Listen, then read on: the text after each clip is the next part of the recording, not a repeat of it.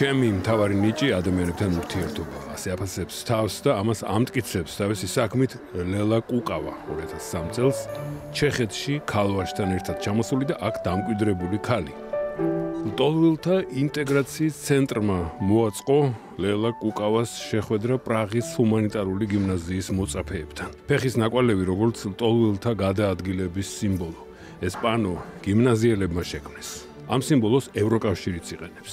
ქსენოფობიაზე, ლტოლვილების და საერთოდ მიგრაციის პრობლემატიკაზე საუბარს ჩვენ არ დაგვასწრეს, მაგრამ ბოლოს ერთობლივად საკლასო ოთახში დამზადებული ეგზოტიკური კერძის გასინჯვა შევძელით. განსაკუთრებულად შევარჩიე ვაზის ფოთოლი, იმიტომ რომ სულ ყველა დაკავებული იყო და რაღაც გაეკეთებინა, ყველას შეხვდა, თან ამ დროს საუბრობდით ემიგრაციაზე. ჩემი მიზანი არის, მე ჩემი გამოცდილება უთხრა, რომ არ ეშინოდეთ, რომ გამოვიარე მეც რაღაც გზა, რომ თავიდან მეც ჩეხური არ ვიცოდი, უნდა მესწავლა.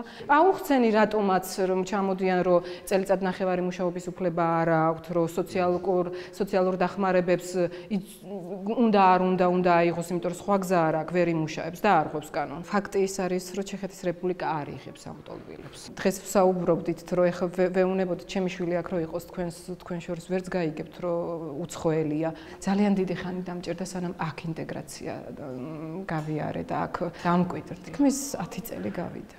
და ისე გავიდა ის 10 წელი, რომ ეხლა რო გამოვიხედა, ვიცი რომ 10 წელია, მაგრამ არ მქონდა იმისით, რომ რაღაც ნოსტალგია მქონოდა. ეხლა უფრო მეწყება ასაკიც რომ ემატება. იცი რას მივხვდიოქ, რომ რა მასწავლა ჩეხეთმა და ამ საერთოდ ამ 15 წელმა ის რომ არაფერი არ არის სირცხვილი. სირცხვილი არ ჩვენ ქვეყანაში არ არის გააკეთო ის საქმე, რასაც უმეტესი ემიგრანტი აკეთებს საზღვარგარეთ. ის დალაგებით იწყებს, ის ქალები იწყებენ ოჯახში, რომ მოხუცებს უვლიან და 1000 ასეთი საქმე. აი ეს არის ემიგრაციაში 15 წლის განმავლობაში ყოფნის და არაერთი სირთულის ნახვის შედეგად ნაფიქრი.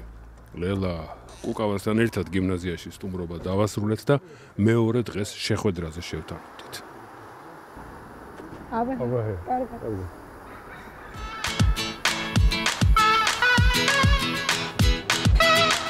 პირველ რიგში არ არის მარტო სამზარეულოზე რომ რაღაცას კარგად აკეთებ და გემრიელია და მოსწონთ. სიამოვნებით რჩებიან, თუ გინდა იმით რომ სითბოს გრძნობენ, ალბათ იმიტომაც რომ სახლის დატოვება მომიწია, სამშობლოს დატოვება მომიწია, ვცდილობ რომ ყველგან სახლი შევქმნი. რას არ აღმოაჩენს სასადილოში, რომელსაც ლელა კუკავა განაგებს. ფელამუში, იმასავით ვიყავი, აქ რა მოგიყვანა. და აღნიშნულია, რომ ეს არის იმ ტიპის დესერტი, რომელიც ამავე დროს ჯანმრთელია გლუტენისაგან თავისუფალი და ასე შემდეგ. 45 კრონად აი ამდენ ფელამუშს იგემებთ პრაღის უნივერსიტეტის ერთ-ერთ სასადილოში.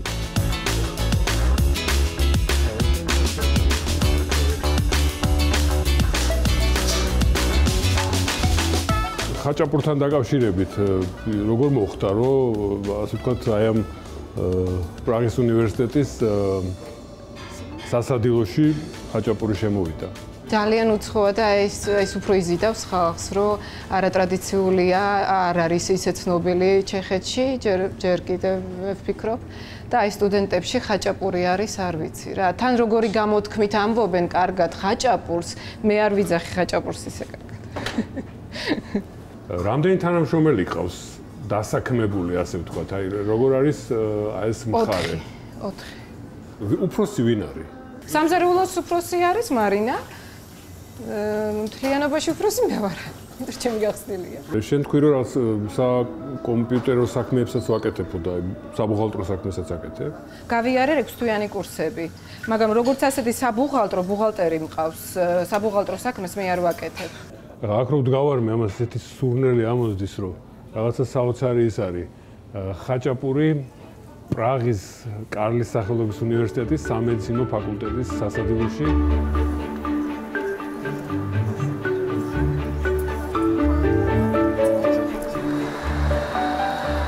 სხვაგან ვერ წარმოგიდგენია, რომ იყო თუ მაინც თქვათ ვიფიქრებდი, რომ საქართველოშიც შეგეძლებოდა ცხოვრება. თუ ეს არის უკვე შენი სახლი და დამთავრდა. არა, ამჟამად ვფიქრობ, რომ სახლში ვარ.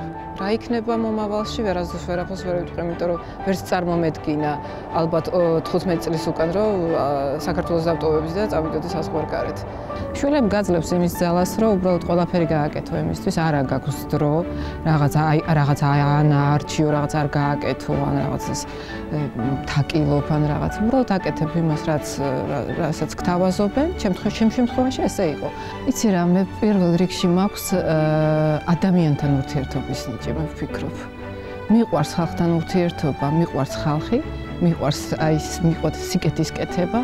მე ვფიქრობ ეს რა ჩემშია, ეს არის ჩემი ბუნება და ეს მაძლევს ძალას, რომ რაღაცებს უბრალოდ სხვანაირად მივუდგე. ალბათ ჩემი ნიჭი არის, რომ მიყვარს და გამომდის ადამიანებთან ურთიერთობა.